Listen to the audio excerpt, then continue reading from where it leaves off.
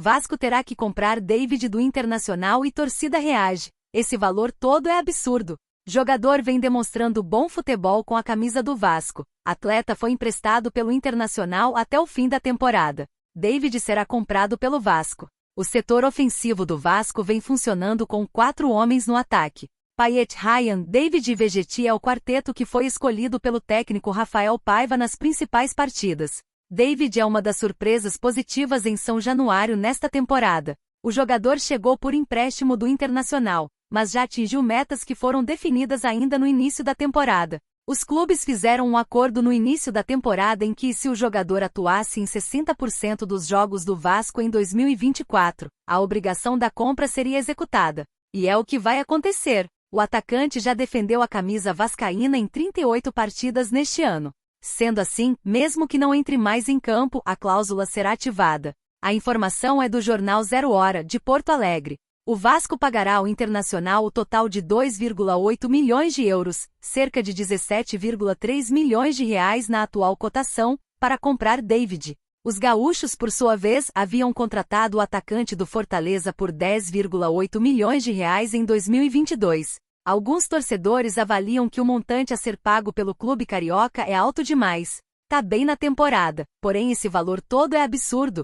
disse um vascaíno no site Bluesque. Vai ser milhões jogado fora, opinou outro. O jogador é titular praticamente absoluto do técnico Rafael Paiva, tendo como principais características a velocidade e o drible. SAF do Vasco trama estratégia para renascimento financeiro do clube. Desde 2021, o clube paga suas dívidas pelo regime centralizado de execuções, mas, agora, deve seguir o exemplo do Botafogo. SAF do Vasco busca seguir passos do Botafogo. O Vasco se mobiliza para solicitar recuperação judicial para saldar suas dívidas, seguindo os passos da SAF do Botafogo. O clube, na época, optou por um protocolo extrajudicial que foi homologado na Justiça. Desde 2021, antes de sua transformação em SAF, o clube implementou um plano para saldar suas dívidas através do regime centralizado de execuções. O plano inclui ações trabalhistas e cíveis que totalizam cerca de 223 milhões de reais, segundo o último balanço da SAF. Nesse arranjo, 20% das receitas correntes são alocadas para quitar esses débitos.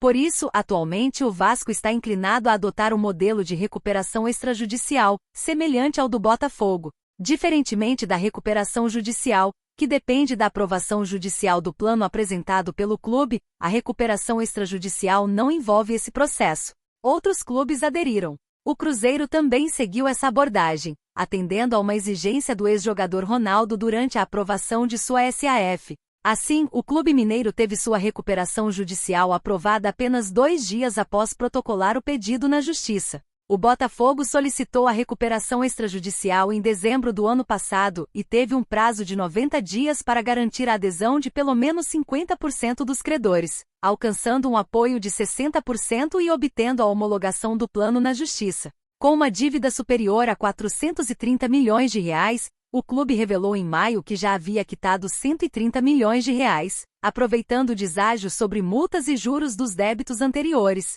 O Gigante da Colina ainda não se manifestou sobre o processo de recuperação judicial. No entanto, os últimos balanços revelam que o pagamento de dívidas tem sido uma preocupação constante nos relatórios dos conselhos fiscais, pois consideram o plano de quitação da SAF insuficiente.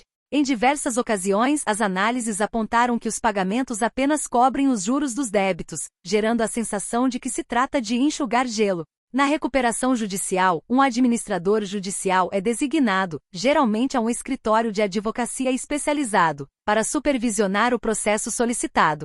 Em contrapartida, a recuperação extrajudicial oferece a vantagem de não requerer um administrador. Além disso, o plano também permite que nem todas as dívidas incluídas no regime centralizado de execuções, RCE, sejam consideradas. Alex Teixeira não é relacionado contra o Palmeiras e situação vem à tona no Vasco. Jogador foi um dos pedidos de Coutinho para voltar ao Gigante. Momento complicado de Alex. O Vasco da Gama está em um momento muito positivo na temporada.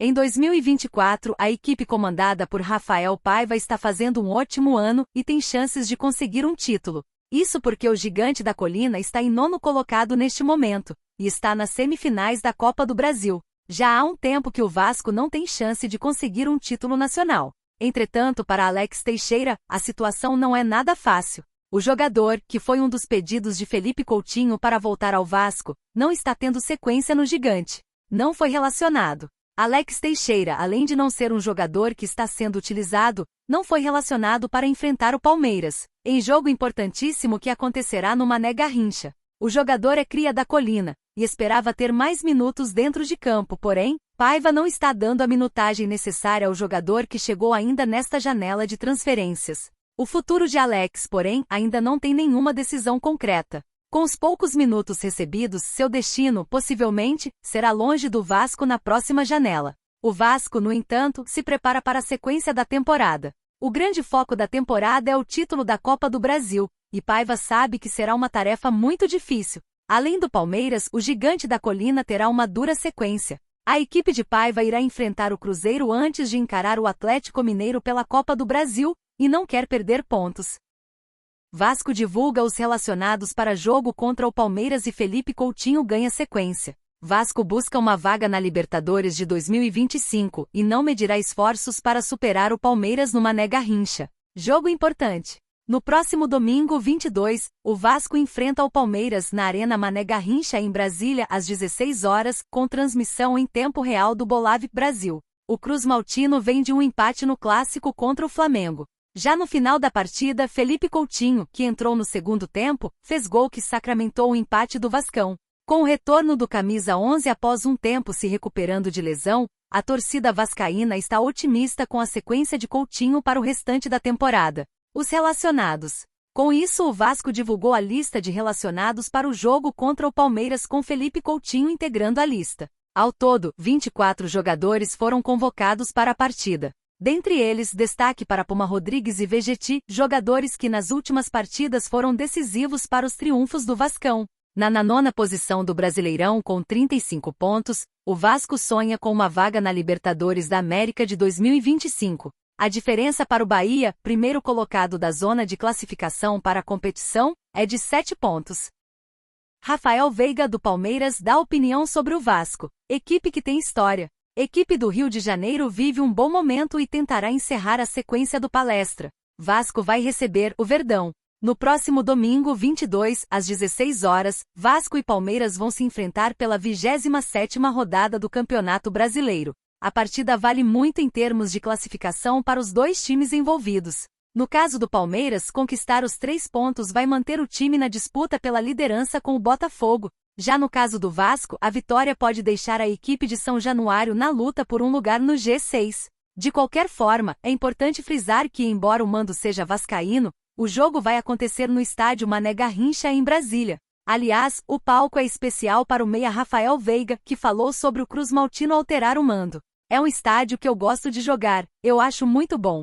Não sei como vai estar o gramado, mas o ambiente eu gosto bastante, já fomos felizes lá. Espero que nós, como time, possamos voltar e fazer um bom jogo, de novo com aquela confiança dos últimos jogos, declarou o segundo lance. Veiga exalta a equipe de Rafael Paiva. Ainda na mesma entrevista, o camisa 23 do Palmeiras e maior artilheiro da história do Allianz Parque, também foi questionado sobre o adversário e resolveu elogiar o time de São Januário. O Vasco é uma equipe que tem história, eliminou o Atlético PR no estádio deles recentemente. Sei o quanto é difícil, principalmente em jogos de mata-mata, conseguir esses resultados lá dentro. Então é uma equipe que tem totais condições também de fazer um bom jogo, disse. Vale lembrar que o jogo disputado num grau turno terminou 2-0 para o Alviverde, com gols marcados por Rony e Piquerez. Este último, contudo, segue contundido e não poderá atuar. Por fim, com o Palmeiras vindo de 4 vitórias seguidas no Brasileirão, o Vasco de Pablo Vegetti terá uma tarefa árdua para somar 3 pontos. Vale lembrar que, após o Palestra, o Gigante terá um confronto direto contra o Cruzeiro, em BH.